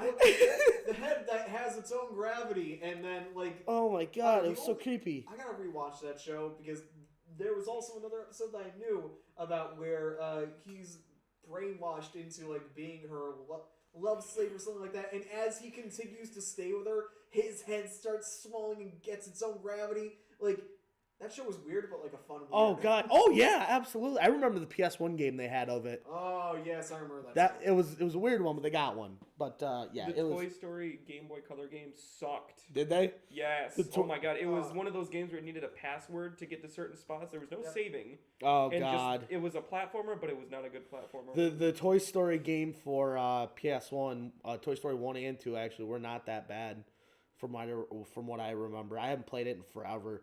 And that's the ironic part because I got Toy Story 2 on cartridge for fucking Nintendo 64 upstairs. It's wonderful that we're living in a day and age where we got a Buzz Lightyear a Buzz Lightyear movie that is based on another movie. It's weird. I know a lot of people were complaining about Toy Story 4 and because that should not have been made, and I haven't seen it yet, so I don't know. I don't like the way it ends. I can spoil it for you if you want. I don't care. Go ahead. So the whole premise, they're at like some carnival thing. Yeah, I I don't know. remember the full story because I didn't watch it all the way through, but I remember watching the end. Woody stays and How? leaves the rest of the toys. He stays with Bo Peep because for some reason she's in the carnival as like a rogue toy. Well, Not like bad, but like no. nobody owns her. No, okay, so I Have you some of watched? this? I have watched the film. I kind of hate the fact that I remember this. Okay, so I don't like when he the- says that. The setting of the film takes place in the town where there is a carnival going on. Woody gets abandoned during the road trip by accident, and he's trying to catch up to the rest of the gang. Yeah, Bonnie there, and- and he eventually meets up with Bo Peep at the park where the fair is taking place. Essentially, after she got sent away or sold Yeah. during the move, she decided that she didn't want to do that, and she became independent and wanted to basically become a hero, essentially, like lead toys to get a better life for them. And When eventually nobody wants her. Woody joins her at the end of that story. I don't like it. I I don't like the sound of it. It seems like it takes a giant step back for Woody's character. especially after the ending of Toy Story 3. Yeah, where they're that all was, I together. think that was the big complaint about 4. It ends by basically by basically undoing what 3 did. Yeah, because the whole premise of 3 is Woody was going to be going to college, but the rest of the toys weren't, and he didn't want to do that. Either undoing what 3 was supposed to do about like moving on, Yeah. but like they just He took a giant step into the past. Actually. Yeah, they spat in the face of 3 into not 1. Not really 1, because 1 just kind of. But they went in such a direction that like you didn't like it didn't seem right for the character. It felt like a U-turn in story. I feel like we're gonna get a Toy Story 5. Oh, It's they've asked the guy. He said it's not in the works yet. Yeah, that's They'll probably do the Buzz Lightyear. He said that's not going to be in the work. I think he said it's. I like the idea of a Buzz Lightyear movie. They could possibly do a Woody movie because it sounds like it could be a CGI Western action film, Oh, dude, I which love sounds Western stuff. amazing. Western and medieval stuff are just my forte. I don't know why. Yeah, it's weird. It's a weird time to be a fan for a lot of things right now. I mean, it's a good time, but it's a weird time. We got the cartoon crossovers. We got apparently Harry Potter coming back. Woo! Yeah, not only with the video game that's coming out next year, but I was talking about the movie. Oh, there's a new film coming out. Apparently, there's a new. Is it based off the play The Cursed Child? Probably yes, that's what it is. And that doesn't sound good. Now I've only watched Prisoner of Azkaban. Actual Harry Potter, like the actors okay. are gonna come The actors back? coming back and everything. If it's based off The Cursed Child, then I hope they do some rewriting. Long story short, for Alex, since he doesn't know, I The actually Cursed don't know Child either. The Cursed Child is a play that came out after Harry Potter, after the film series, but before Fantastic Beasts, which got canceled. Essentially, it's a time travel story featuring Harry's son, Salazar, and his friend, who's Draco's son. I'm sorry, what? Draco's son. But either way, it involves time travel. Is that Fantastic Beasts or the Cursed This Son? is the Cursed Son or the Cursed Child. They use time travel, and the crux of the plot is they use the special time turner to go back and try to prevent Cedric Diggory's death at the end of the Goblet of Fire, where he was killed by Voldemort as soon as Voldemort was revived. This led into an alternate future where Voldemort succeeded in winning the war, and obviously they can't have that happen, so they try to go back in time again.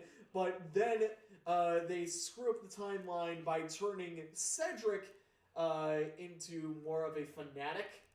Not in the case where he becomes a Death Eater, I think, but either way, Voldemort doesn't win the war in the second timeline, but anyone that was ever allied with him basically is, like, forever hated. So it ruins the relationship between Draco's son and Harry's son, and they fix this with the most stupid kind of, like, plot convenience that relates back to, like, Harry and his son's relationship with each other.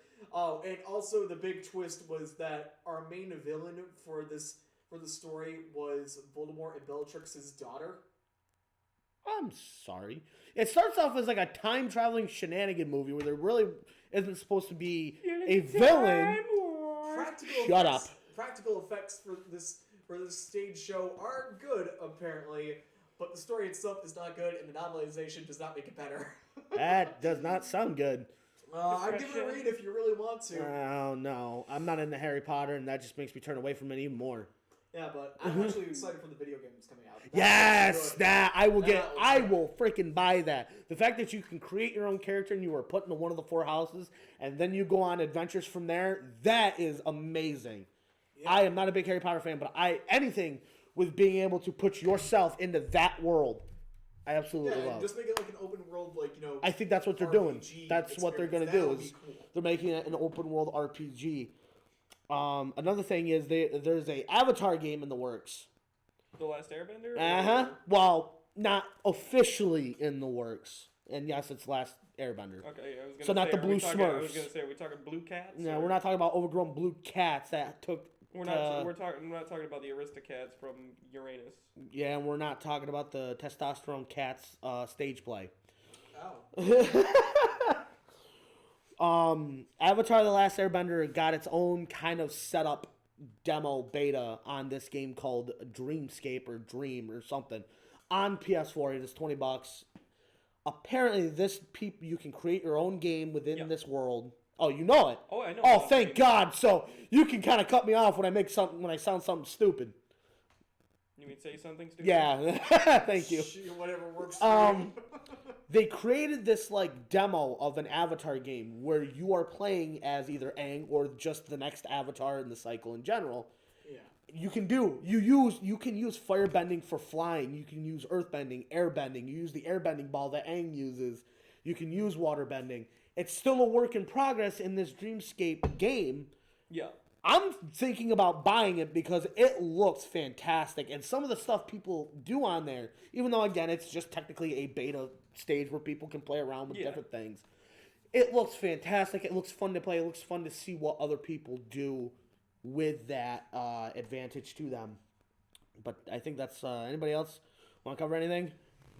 I got one thing left. I can't believe we saved this for the end. No, Greg, we're not. Really? Oh, no. Actually, two things if you want, but just stick to this one thing. Is it? After 4 to 5-ish years of development hell, High Guardian Spice, Crunchyroll's first that one, yeah. house-made anime, finally released. And boy, oh boy, did it suck. It's shit. Did you watch it? I did. Oh, so you got first hand of the shittiness. It was a waste of money. And you know what sucks? Subscription money, I'll tell you that. And you know what sucks? Didn't Crunchyroll just do a deal with Funimation now? Oh, I don't know if they did or not. But oh my god, okay. The best way to describe it is literally what everyone else has been calling it. It's basically Volume 1 Ruby in terms of quality. Not animation quality, but story quality. I was about to say, bad. because I knew you showed me Ruby and animation quality. It looked nice for what it was. From the time, yeah. Oh my god. So clearly there are animation problems. Character is the story sucks. Just everything sucks, right? Actually, no. The characters suck. The story is just sort of okay. It gets okay-ish as it goes on, but it doesn't really do any better. The best way to describe the only redeeming quality about it is what Jerry Freeman talked about in his review of it when he watched it. The characters mature, and that's good. At least the show is about growing up and maturing. Like, stop being optimistic, start being more well-rounded and like, you know, being a realistic kind of person. That's good. It doesn't make up, though, for everything else. You guys gotta understand. Details, audio quality, you got visual problems, audio quality problems. That's not like, good. Animation can sometimes be good, but then it can be really bad. There are just some choices that are sort of, like, stupid. You have this one character that wants to train early mornings so she doesn't wake up her teammates, or doesn't want to be seen by anyone while training because she's shy about that. But she has a flying room, and she decides to leave on the ceiling, like to train on the ceiling and fly off, where thousands of people can like probably watch her train. Oh my god, like, dude. why the fuck are you flying off to train when you're trying to avoid people noticing you? Alright, No one will ever see me in my bright red broom high in the air above the city. Not me! Never! I think I fucking lost it, though. When they finally panned out to what the city actually looked like, it was just your generic isekai anime city. No. Where it's just a circle that's walled off, and there's like a bunch of planes going like in two directions. Nothing special about it whatsoever. Amazing. That's fan-freaking-tastic. So if you want to watch High Guardian Spice, go to Crunchyroll. I'm not gonna say Just that know you your shouldn't watch subscription it. That's will be up, wasted. that's up to you. But let me tell you, the backlash on this has people pissed. Is it really that bad? See, here's the thing, okay? This was revealed back in 2015, 2016, okay? And, like, for a reveal trailer, they didn't reveal anything about it except maybe some concept art and the diversity of the team that was working on it. Oh, no. And then 2 years later, after they... no, not 2 years later. They projected that this show would come out 2 years after that reveal trailer, but because the backlash was so bad, not only did it not show up 2 years later, but it was just silently forgotten for years. And then out of nowhere, it shows up last week. 5 years. 5 years. having spent who knows how much of money that your subscribers have given you Crunchyroll, and you give us this. Oh boy. It's rare to see Greg like this. Please. I probably acted like this earlier throughout our podcast, but like, God. I mean, this is bad. How do you feel about Batman v Superman? We're not getting into that. We're not getting into that or Pixels. I mean, Pixels is a great film. It was not nominated for Academy Award. Alex, remind me to punch him after the podcast. I will. Don't worry, dude. That's one of my All specialties. right, guys. Greg, there was one more thing you wanted to go over before we end tonight. We got a couple I guess more. the only other thing to go over, since we're getting near the end here, Waifu Simulator. Apparently yesterday was the 20th anniversary for a show called Totally Spies. If you guys don't remember that, basically it was animated Charlie's Angels. Yeah. You have 3 teenagers from Beverly Hills hired by the World Organization of Beverly Hills. Yes, basically the World Organization of Health and Peace or whatever, to be super spies essentially. Did they ever show them getting the training? They're actually totally spies. There was an origin movie. Shut up. There was an actual origin Was movie there that came really? out for Oh how my that was set up. god! So they did get actual training, but it was basically your action comedy like spy sort of series, superhero series, I guess you would call it. Yeah. Can we just say the GOAT in that series is Jerry? Jerry is the man in that show. Jerry not only is just a good character, but like he had a really good voice actor too. Yes. But that's game beside the point. Apparently yesterday it was November 3rd apparently was the 20th anniversary of Totally Spies. 20th anniversary. Yeah, so 20 years ago this show came out. It's amazing to see what shows we grew up with still being mentioned today. And especially with shows like Totally Spies. Code Lyoko just recently got put on Netflix a couple months ago. Finally. And I've been watching through that again. It's a trip to watch through that now. It's a slow burn, I'll tell you that. Oh, God. Speaking of, like just talking about Code Lyoko for a second, I'll just say this. God damn, does the episodic formula go on and like nothing changes until season 4 when finally everything starts coming together. Like like Code Lyoko kind of has the Avatar quality to it where like, you know, it builds up to certain points, but unlike Avatar, it doesn't lead up to anything until maybe the last season. Didn't they try to do a live action sequel series? Evolution, French only. It was bad. Was it? But we're not getting into Totally It was Spies. bad. Okay, I'll just say this. Evolutions, in my opinion, was just boring. Oh. Okay. I know Totally Spies had a spin-off. Totally Spies, yes, had a spin-off called The Amazing Spies. 4 kids, like 4 Yeah, I 12-year-olds. remember. Yeah, 4 quadruplets were spies this time. A funny thing I noticed now that you mentioned that, the animation style for Totally Spies was clearly anime inspired. Amazing was comic book inspired. I remember that. Yeah. Can we just say Jerry's getting into the long lines of Batman territory? First he recruits females for sidekicks or for spies, and then he recruits fucking kids for the war on crime. Anyway, I didn't believe that was really anything newsworthy.